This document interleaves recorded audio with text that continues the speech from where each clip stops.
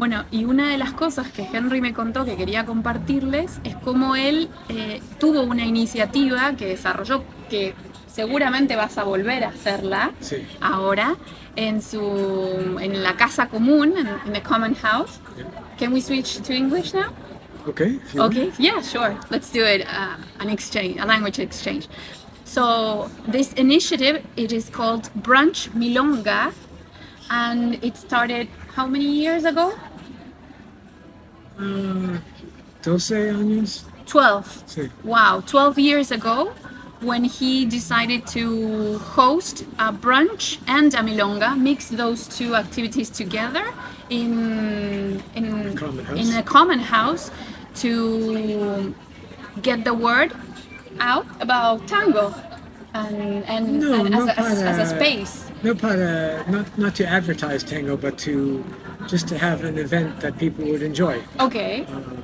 I like cooking, and I like organizing, and so You mixed all those things in Yeah. one same activity. so I hired a cook, and we planned the menu, and we organized the common house the way we wanted, and took out most of the tables, but kept tables on the side, and hired a DJ. And Childcare, you mentioned? well, after later came childcare. Ah, okay. Yeah. And 40, 50 people came the first time, and then a few more the next time, and all the money, extra money after the expenses went to a charity that helps immigrants in the United States. It continued and kept building and until the pandemic, but this year I'm hoping to do it again. Okay, excellent. That will be fun. That will be really, really fun. And I think hopefully in a near future, if I go, I'll go near that time so I can participate in the brunch Great. milonga. Yeah, yeah. Or you can come to Argentina and we can organize a brunch milonga in Patricios or in Pardo, in a small town where we work. Alegría, I would like that. Eso estaría bueno. Yeah, and one thing I've discovered in my life is that brunch it's not common here, but it's a meal that people sit for a long time and hang out, and so it's a good social event, having a brunch. So in Milonga, usually people are dancing and maybe talking a little bit, but it's mostly focused on the dance and the music is loud. But here, they come, they eat, they talk, they sit, they dance also, but it's more social. more Okay, social. so the best of the two worlds, of the brunch and exactly. the milonga. Okay, so Henry, can you tell us a bit about your co-housing community, about how you interact with your neighbors? How is it built around the times you shared meals, and how do you organize to work in the different activities? Yeah, so we were the first co-housing community in the eastern half of the United States, and we moved in 28 years ago. 28 years ago. Yeah, after 5 years of organizing, planning, and trying to find land and hiring developer and all that stuff, and getting all the permits, we finally moved in 1994. And I had come from a house in Vermont that was in the middle of the woods. I hardly knew my neighbors, but it was beautiful. And we moved to this area, and it's clustered housing, so we each have our own houses, but we have 23 acres, 10 hectares of land, and all the buildings are crowded into 4 acres or less than 2 hectares. You have a lot of nature around. Yeah, so we have a small forest at the top of about 2 acres, and we're not allowed to cut those trees. It's a reserve. And then we have the rest of the land is wetlands or farmland. We can farm, we can build a barn, but we can't build more houses there. And it's protected by the town. And how many days a week do you have lunch? Do you have dinner together? We have dinner every Monday and Wednesday. There's a team of 3 people that cook every meal, team of 3 that clean up, 1 person that does setup, and then you sign up for the meal and you sign up for which choice of menu, and you don't have to come. Some people never come to the meals, some people come all the time. But it's nice, you get home from work or from whatever you're doing, and there's a group of people to hang out with, and dinner is served, you don't have to do anything. Excellent. In the first years we had 30 kids, 10 years age and under, and the meals were very chaotic, and there were problems with kids running and parents disagreeing about how to how to raise their kids. And, you know, but eventually we figured out some systems, and plus the kids got older. And we've had some new kids, but we ran low on kids. So we just got a new family with a child, and we have another family with 2 young children. So we're starting to hopefully do the change over to the next generation. Okay.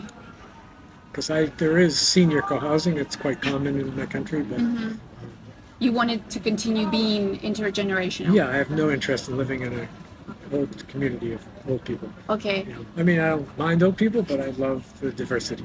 Okay. We tried for other forms of diversity, economic and racial, but that's very hard because in my community you have to own your house. We don't have rental housing by agreement with the town also. And so it's, the housing prices have just gone up crazy. I couldn't afford to move in now, but I was able to afford to move in then. Because you were part of the Foreman group? Yeah, the initial group. But also the price of land and housing was much lower then. So, yeah, so that's one problem we're trying to overcome. We've thought of different ways to try to help lower income people move in, but mixed success. We do have 10 houses that are reserved, they're called affordable houses, reserved for people that make below a certain income. And those houses, when we moved in, were capped at $70,000 maximum. Okay. And the rest were between 100 150,000 approximately, maybe a little less. But now even the affordable houses cost $250,000, and the people that have that income can barely afford to buy them. Excuse me. So that's, it's not perfect, but we live in a capitalist society, and that's what happens. In racial diversity, Amherst has been primarily a white community, sort of middle class. Now there's a lot of, particularly Asians moving in, but other races too. So we're trying to, but they come to see, and most of the people in the community are white and English speaking. So we do have a few Spanish speakers. Spanish speakers from as well? Cuba, other people that speak Spanish. So, yeah. So we're trying to do that. Okay. And We do have a lot of diversity in beliefs.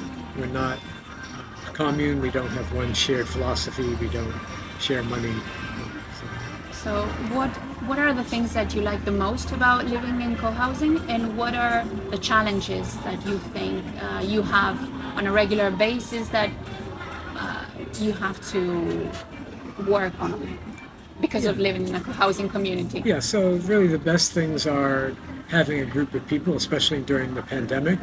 We didn't see each other as often, but we had groups that would get together, and we made sure everyone was part of some group during that time, and we'd get together either on Zoom or outdoors. Whereas other people were really isolated, we had that. When my kids are growing up, especially my oldest son who has mental illness, there were people around to support us and to support him, and it just makes life a lot easier. When difficult things happen, or when good things happen, people get married. We just had a wedding of one of the kids who grew up in the community. Everyone came, even people who used to live in the community who moved out came back. And, He celebrated there. yeah, Ah, that's nice. and we celebrate holidays together, New Year's Eve and other events. And then we have this big common house that I can use for tango brunches or for family gatherings of my own or whatever. And then the other thing that works great is we don't have to do all the work. I don't have to worry about hiring someone to plow my land or shovel all the snow. We get a lot of snow. During the winter. PAs do, they Wow. feet of snow. But we have a group that takes care of that. And we have a group that takes care of the landscaping. I do most of the landscaping work. That's my job there. So what are the groups you're involved in? Mostly it's the landscaping, yeah. Okay. I do a few other jobs, but that takes up most of my time. Uh-huh. So we have an orchard, we have gardens. I don't do the gardening, but I do the orchard. And we raise animals. We have chickens, we've raised lambs. And being a performer, being on the road a lot, I couldn't do that. And traveling to Argentina, I wouldn't be able to do if I had a farm of my own. But here I have this group. We make maple syrup, which I brought you. Yes.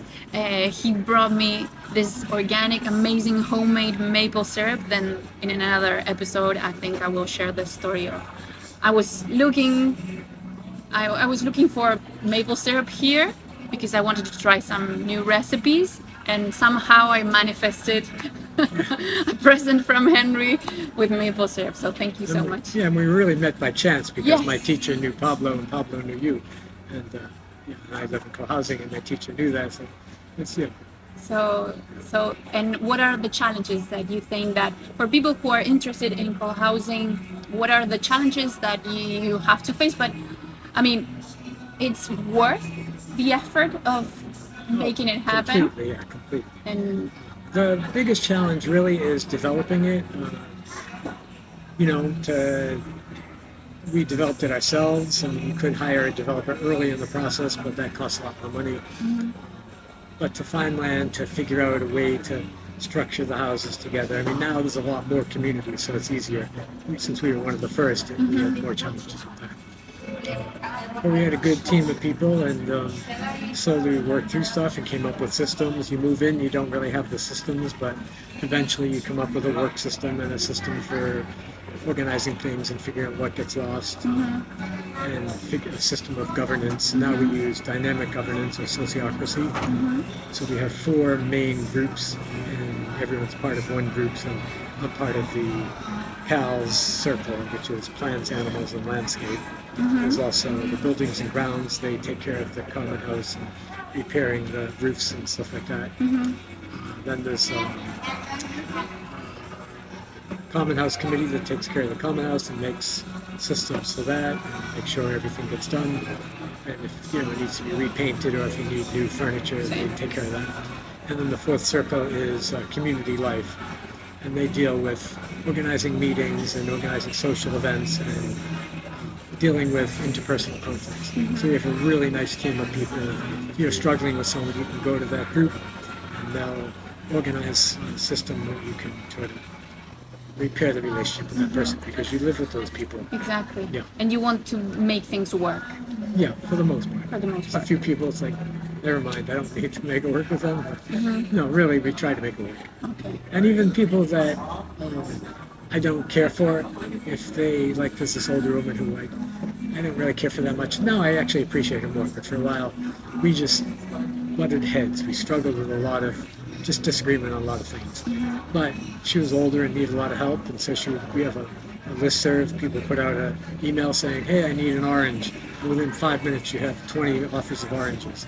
Or this woman would say, I need help changing a light bulb, and I'm one of the first to respond because I care about her, even though I've had trouble with her. So, That is so good.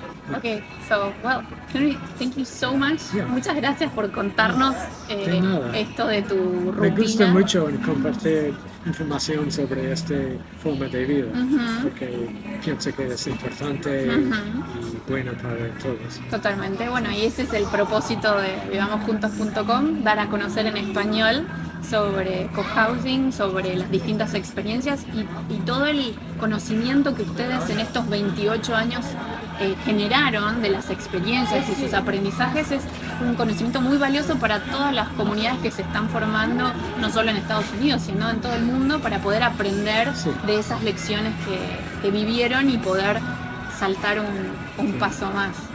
Así que- Nuestro website es cohousing.com. cohousing.com. En la descripción del video voy a dejar todos los enlaces a la dirección a la página web, al Facebook de ustedes. También para todas aquellas personas que estén cerca de Amherst, Massachusetts, en Northampton, para que puedan sumarse si quieren conocer un poquito más del mundo del tango. Se está armando un grupo muy lindo, están haciendo una apuesta para que suceda, así que Busque Western MA Tango on Facebook. en Facebook, ok. También voy a dejar los enlaces para que puedan linkearlos. Tenemos milongas y prácticas y clases ahora, clases finalmente. Ok, buenísimo. Y bueno, lo dejamos así para cerrar. Nosotros vamos a seguir charlando. Y ¿quién dice que en un futuro cercano Henry vuelva a hacer sus brunch milongas en Estados Unidos y quizá pueda aparecer una brunch milonga por estos pubs? Con Flor en in attendance here. Conmigo también, seguramente para bailar. Así que bueno, gracias por ver este video Ciao. y nos vemos en un próximo episodio.